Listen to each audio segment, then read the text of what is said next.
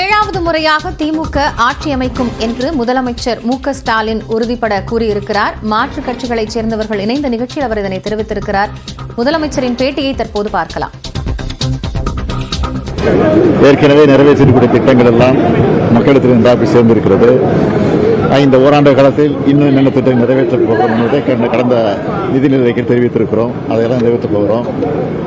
ஆக அந்த 5 ஆண்டையும் முடித்து அடுத்து நடைபெற இருக்கக்கூடிய 2026 தேர்தலில் நிச்சயமாக வெற்றி பெற்று திராவிட முன்னேற்ற கழகம் 7வது முறையாக ஆட்சி அமைக்கும். மக்கள் மத்தியில் எப்படி இருக்கு சார்? மக்கள் மத்தியில் திமுக ஆட்சி மேல மக்கள் மத்தியில் எந்த அளவுக்கு வரவேற்பு இருக்கு சார்?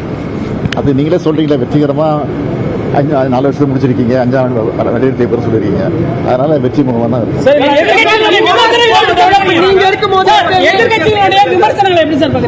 எதிர்கட்சிகள் பல்வேறு விமர்சனங்கள் நியாயமான விமர்சனங்கள் ஏற்றுக்கொள்கிறோம். ஆனால் அவதூறு பரப்புகிற விமர்சனம் இருந்தால் அதை நாங்கள் ஏற்றுக்கொள்வதில்லை.